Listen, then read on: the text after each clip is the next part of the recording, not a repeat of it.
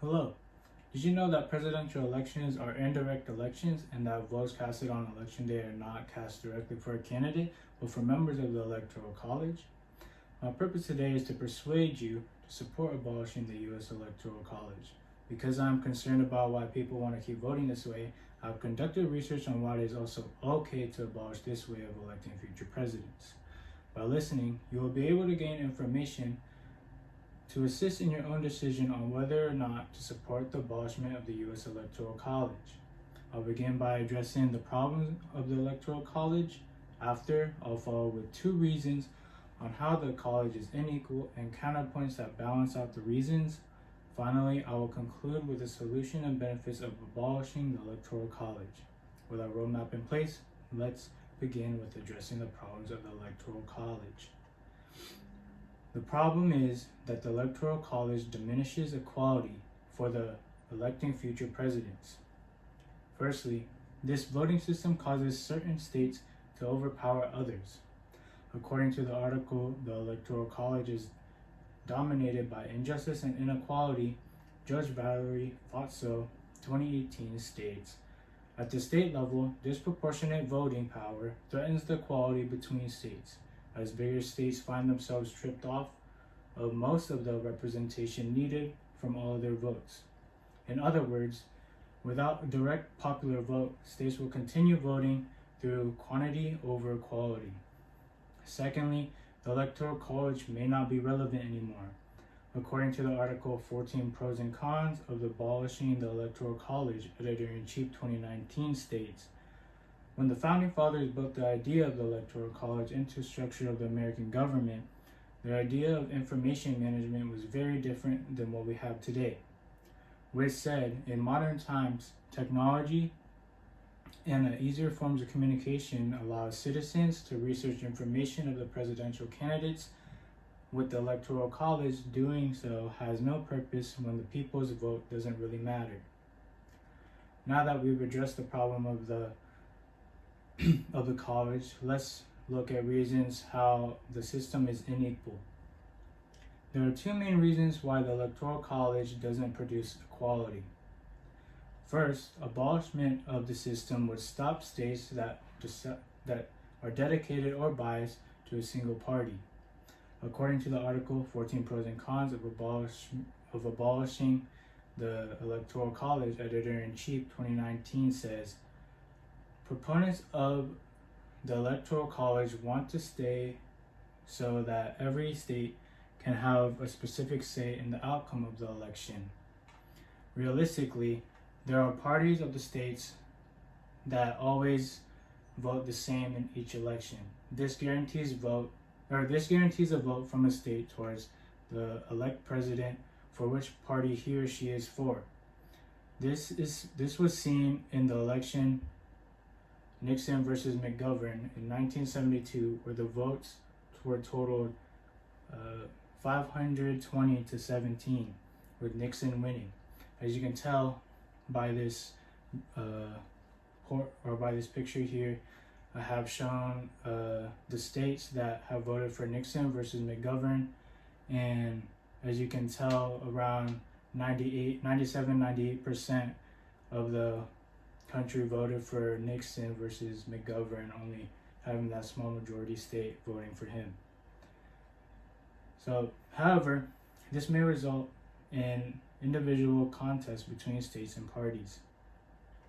According to the article 14 Pros and Cons of Abolishing the Electoral College, Editor-in-Chief 2019 addresses, under the current structure of the United States, there are 50 unique presidential contests between one of the nationwide affair to elect the president. If the Electoral College were to be abolished, then territorial restrictions against voting would disappear. This would cause the complication of people within their states voting under a specific party rather than a suitable president. Secondly, there is a vast population of over 300 million people in the United States, but only 538 selected electors decide who will become president. According to the article, the Electoral College Top 3 Pros and Cons, ProCon 2017 states, in 2016, Hillary Clinton won the popular vote by more than 1 million votes. If the general public was to finalize the decision of who became president, in this statement, Hillary Clinton would have won. She lost the entitlement to Donald Trump due to the election by the Electoral College, or by their votes. However, the Electoral College ensures a certain outcome of the presidential election. According to the article, the Electoral College Top 3 Pros and Cons, ProCon 2017, says, if the election were based on popular vote, it would be possible for a candidate to receive the highest number of popular votes without actually obtaining a majority.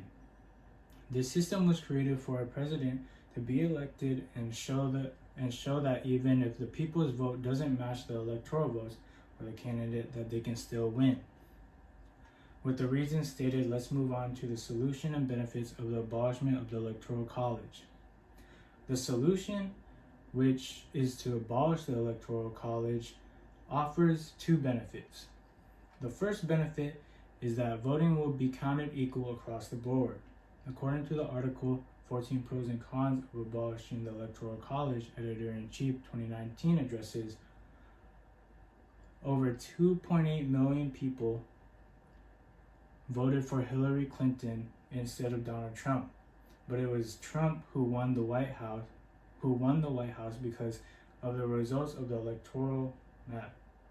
There have been many other elections where the possible winner didn't receive a transparent majority vote. Rather than dealing with these occurrences, a majority vote would always speak the will of the people. The second benefit is that the voices of the people would be heard.